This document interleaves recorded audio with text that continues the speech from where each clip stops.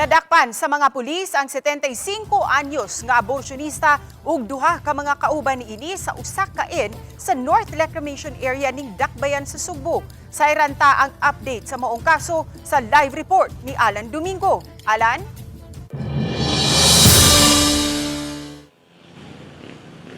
Ses, tulog yun ka mga taong nalambigit sa ingong intentional abortion ang nasignit sa iniusang pwersa sa ato ang kapulisan. Apan ses, dilang una nato nganlan ang naasoy mga tao sang litwa pa man hingpit na pasaka ang kaso bato kanila. Ba't mamatay?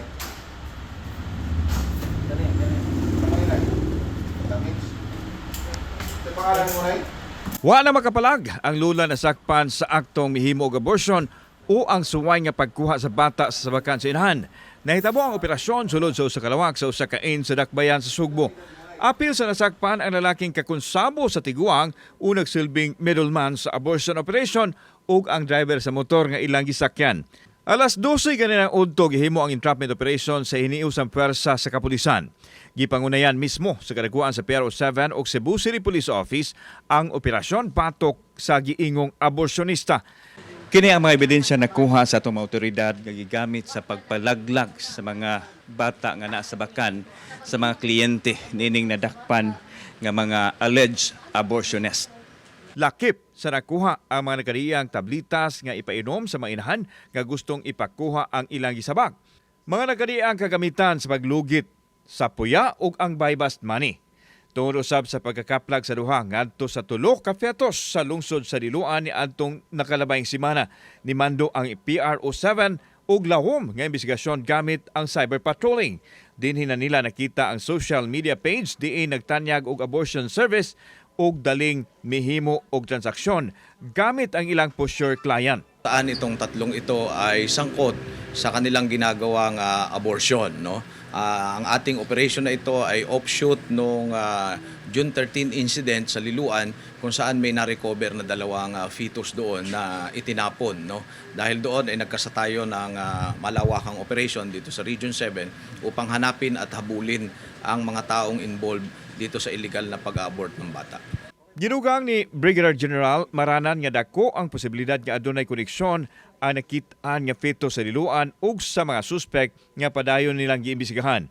Apan gipanghimakak sa 75 anyos nga lula nga aduna sila kalambigitan sa nakitaang fetus sa Liluan. This is also part of our compliance to the direction and instruction of our Chief PNP General Torre that to immediately act sa lahat ng concern ng ating mga kababayan.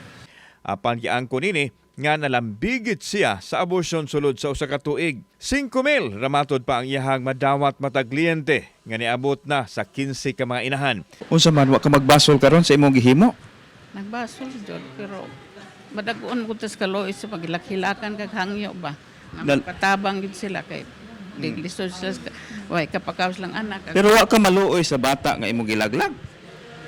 Ako nagunahon ako sir niya. Ngayon man sila nga naiwa pa Manila ako na kanang kinabuhi kay dugo pa man. Samtang ang giangkon usam sa gitumbok nga midulman nga makakwarta siya og 15 ngadto sa 20,000 pesos kada kliyente. Siguro mga 10 to 15 within this year. Ang driver sa motorsiklo mihamakak sa iyang kalambigitan sa operasyon. Ang 1,000. 1,000 pero kabalo ka nga mang-abort sila. Wala. Kay drive mo kung kabalabal o ka ng e-bike. Samtang, gikirak ng paskaan og tukmang kaso ang tulo ka mga dinakpan. Na ang pulis ng Regional Office 7 ay hindi po titigil. Hanapin namin kayo, huhulihin namin kayo at ikukulong namin kayo.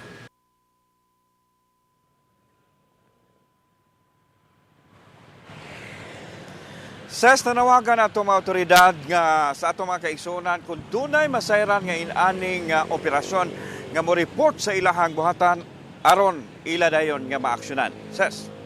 Dagang salamat, Alan Domingo.